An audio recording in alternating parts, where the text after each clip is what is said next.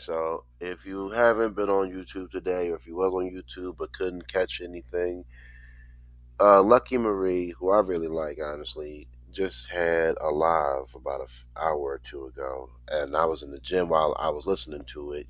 Just working out, and this conversation was actually really good. And I think it was more supposed to be about how a lot of both sides of the community seem to be really tired. That's just kind of where I came in. And Lucky was given like how the community really ain't that tired because we're still talking about it with each other and we're still talking to each other. So are we really that tired, or is this just social media? Which I think Lucky's really on point with that. I think Lucky hit the fucking nail on the coffin, if you ask me. But Philosophical was saying that black men indeed are tired, but if you ask us for something, we're willing to give you the answer. And I think what he said is pretty much what I've been saying on my channel. Like, me and Philosophical be here with it. I'm kind of mad we don't be doing lives together, but down the line, I still keep hope alive, fist up in the air. When he was saying, a lot of sisters tend to not be attracted to conscious black men or black men who are intellectually inclined when they're young.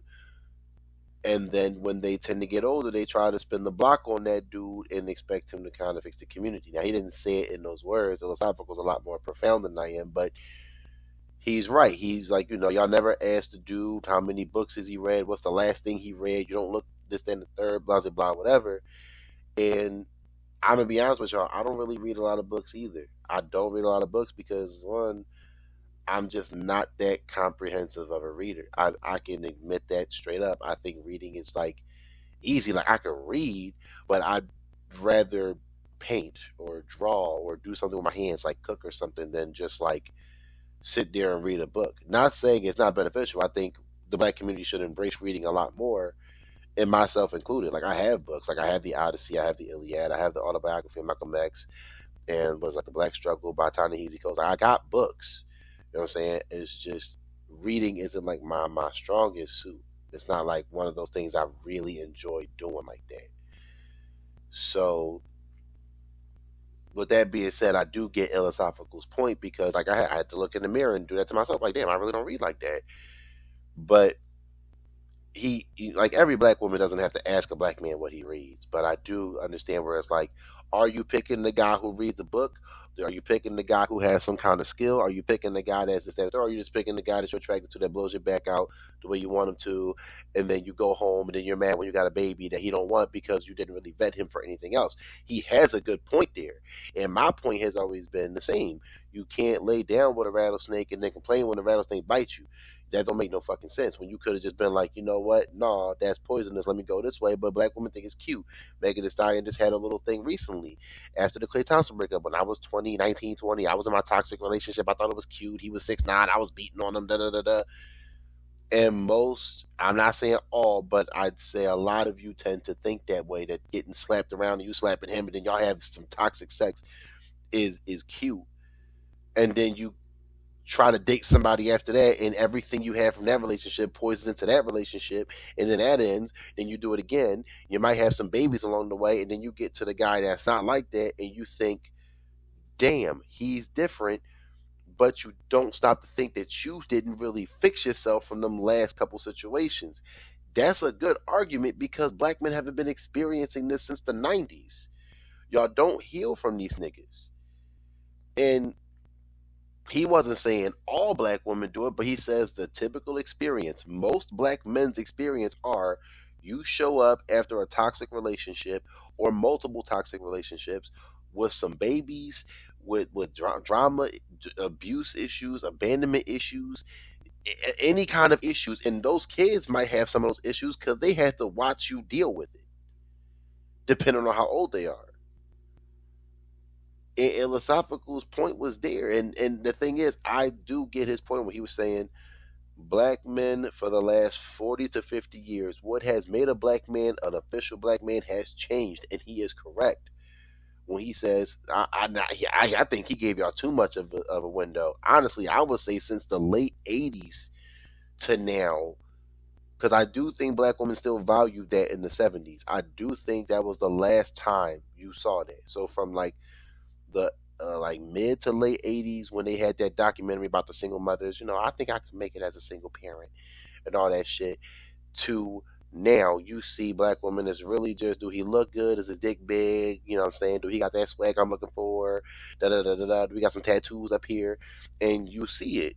And I was like, I can't deny it because I see it in person all the time. A lot of women that I've met just at my last job I've been at a couple years, all they baby dads, they either met them in jail or they met them on the street. None of they dudes is really like educated or anything like that. Now that's not all of them, but it's most of them. It's like I say 80-20. And that's me walking around the street every day in Philly. I met Jones. Oh, where your baby dad? Oh, I met him in jail. How'd you meet this nigga in jail? I thought that was fake, but no, they really do that shit. Then he gets out of jail. They get pregnant by him so fast, and then they don't work out, and then he got another Joan pregnant because that just proves the point of what Ilosophic will be saying. And then the conversation was going smooth. You had some brothers coming on there explaining the issues in the community.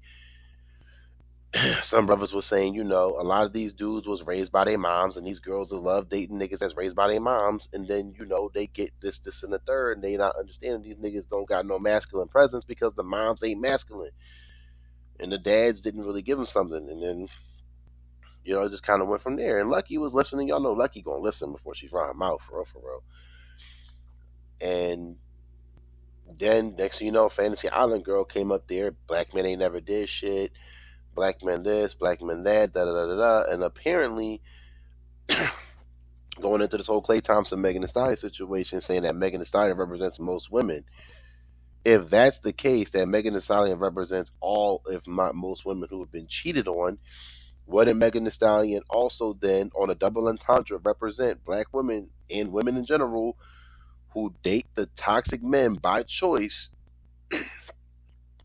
All right, I got cut off. But yeah, the women, wouldn't she represent those group of women who date the toxic men by choice on purpose because they think it's cute, and then they got all that drama and abuse issues, them self-inflicted trauma? Wouldn't she represent that? She would also have to also represent them too, not just when you're a victim. She'd represent when you're doing dumb shit by choice. But y'all never want to have that part of the conversation. Y'all just looking at it as, oh, Klay Thompson left her and he downgraded. She made him famous. That nigga was playing in the NBA for the last 11 years. Anybody who watched basketball knew who Klay Thompson was. She made Klay Thompson famous to black women. But niggas who watch the NBA all day, every day, all week, every week, they know who Klay Thompson is. He's one of the best shooters of his generation. We all knew who Klay Thompson was. So it's like all these black women who are like riding for Megan Thee Stallion. If you died tomorrow, Megan Thee Stallion wouldn't know who the fuck you were. Or Megan Thee Stallion would be kind of like, okay, well, whatever, da, da, da, da. But Megan Thee Stallion ain't about to do all this, girl. We about to fight for her because da da da da da. And I think what didn't get touched on is that Klay Thompson kind of ruined the nice guy fantasy. Megan Thee Stallion is that very woman, that we talk about often. And then, she hit a certain age. It was, oh, let me try to get this nice person. Let me try to get this nice guy, and da da da da, and this and the third. And then it didn't work out because I guess he realized who she was and really, didn't really want to, what I'm saying, at the end of the day. Now, I do think he's a little goofy for doing all that extra shit with buying the house and meeting the parents and all. You should have just been cracking it and going home. But he wanted to do all that extra shit. But then again, when y'all get to that point, y'all try to raise standards on the guys that you're really not that into to try to look like something. You know what I mean? It's a lot that goes on in this conversation. I'm not saying that black men don't have these problems. I do think black men have a lot to do, but I do think black men have contributed a lot to society. To come onto that show, which is the main point of this video, is Fantasy Island girl shit. I call her Nightmare Island girl now because that was horrible. There was just nothing but deflection, vitriol, some emotional damage she never got over, and she married to a white guy, so there's some influence there too. Black women, a lot of black women that get with white dudes, they tend to make it seem like black men are just horrible individuals left and right. I do think black men should have done more in the last couple, say like 20 years or so. But let's be honest, y'all don't really like those brothers who was trying to do stuff like that. And to take it a step further, we starting. The black owned business is booming right now. That's black men, black women, and black men and women together. That's owning these businesses. That's doing this. And for you to say black men haven't done anything, but a lot of black men are dead because of trying to do something, and not just Malcolm X and Dr. King or Fred Hampton or Crispus Attucks or any of them, but it's a lot of black men who are dead just off the strength of defending black women, and she lied, or making it sure that the community was right, and he still somehow was the person that got shot. Like, didn't LGP Qua, who was rapping and trying to be a voice for the youth, get killed last year in Philadelphia? He wasn't talking about killing each other. He was talking about the effects of the community around the youth and what it's doing. And he got killed. That made no sense to me. I'm still upset about that. That made no sense. So again, the conscious black man is the first one in the ground, as we've seen with LGP. And that's the thing. It's like y'all don't understand when we say it, because now that that's being part of the topic, that the smart, intellectual, conscious black man is not respected or not worshipped, but valued in the black community, needs to be talked about. It absolutely needs to be talked about, because that don't make no sense. Where's all the smart black men? There's no educated black men, and they be right in front of you, and you still won't even give them the time of day. You, I get a lot of vitriol and backlash and a lot of side eyes and stuff because I have independent mindset of just saying I think black people need to kind of leave the Democrats alone for a little bit so they can learn their damn lesson. I can't even say that without getting metaphorically hung on the news, because I paid attention to a lot of patterns, a lot of things going on. And a lot of these intellectual black men, you know how to, like in Philosophical said in the real famous part of it, he posted that joint not that far after the live ended, when he was saying the intellectual black men aren't just walking into the community going, "Hey, here you go, this and the third on some Black Panther shit." No, you want the smart black men to do something, you got to ask them something. You got to come talk to them brothers. That era is over, and he's right. That era is over. I see a lot of intellectual brothers, smart brothers, that's just not even dating black girls. They just going and getting them a white woman right off the jump. They don't even want to experience black girl rejection.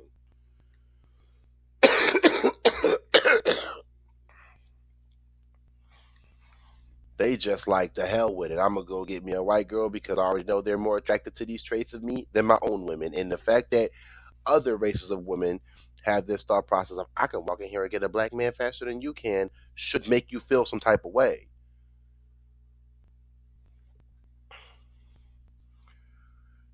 But the communication barrier is crazy, because she says some stuff and I kind of got what she was saying, but then the brothers understood what philosophical was saying, but neither opposite side understood what the opposite side was talking about. It was just like the communication was just gone. It was just not there. And I don't really blame philosophical, because I do think he was trying to get what she was saying, but he was also trying to let her know like what she's saying is not completely correct. And she was just like, "Nigga, I ain't trying to hear none of that." Da-da-da, called him out his name, all kinds of stuff. He never did that. He never called out her name enough, and he even addressed it. He's like, "I never called you a bitch, hoe, none of that. You called me a nigga." That right there, I know for a fact she don't do that with her white husband. I know for a fact, when y'all get with the white boys, all that neck rolling, finger pointing, da da da da, doinking, all that shit goes out the door. And for you to come onto that show and disrespect philosophical like that, Fig, I got a problem. I ain't gonna lie. But that conversation shows where the barrier is. You can go on Daily Rapper Crew. You can go anywhere. You can go on a conversation in real time. I've had this experience with sisters in real time of just trying to have a conversation, and there's a little bit of a disconnect,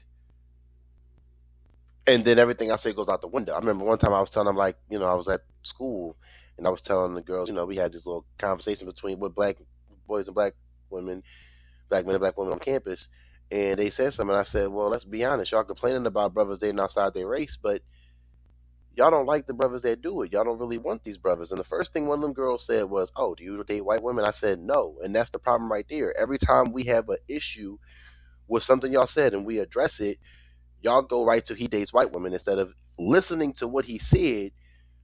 Y'all just took it and was like, "Fuck it." And that's the problem right there. And then you got a lot of brothers, like I said, a lot of brothers under this Megan Thee Stallion, Clay Thompson stuff. Y'all niggas been foul with all this, bop going bad or something. Like these niggas been drawing, but I kind of get it on their side too, because that's like everything men have been saying about how a lot of sisters move. Megan Thee Stallion just tried that, so it's a bit of a hard conversation to have when you have women like that in the community, but then you also got some brothers like that in the community that don't hear shit the sisters are saying too. So it's a little rough, and that's where the communication barrier comes in. Like I was saying, and I do think a lot of shows that, like, I think Ayanna Van Zandt did try it for a little while. Sherazad Ali did it, and she got canceled. You know what I mean? So when we finally just start to listen to each other, I think unfortunately we're kind of reaching the middle point of this, where it starts to hit a boiling point for a little while, like a really bad boiling point, and then I think it's going to kind of like blow over, and then we're going to hit that point where we start listening to each other, and that's the part that the government doesn't want. The government does not want to see the black man and the black woman back together. I have a short in my short somewhere of Sherazad Ali saying this, because I've always thought that the government does not want to see black men and black women together. We're too dangerous together. We could really change the fucking world. But the disconnect between black men and black women is sponsored by the government, because they are responsible for a lot of this shit. You could say what you want to say. You could pull up the Charlie Kirk stuff when he's like, "Oh, black men impregnate black women and leave, and 74 to 80% of black kids don't have a dad." No, dickhead. Those black kids may be born out of wedlock, but that doesn't mean their dad ain't in the house. And that's been a foul misconception for a long time. A foul misconception for a very long time. Especially black men of today. A lot of these brothers actually take care of their kids. You feel me? Because, millennial boys, we was like really one of the first generations to really grow up with our dads in the house. We ain't like that shit. And we tend to try to fix that mistake. But Fig didn't even want to acknowledge that there are more black men in college now more than ever. That wasn't acknowledged.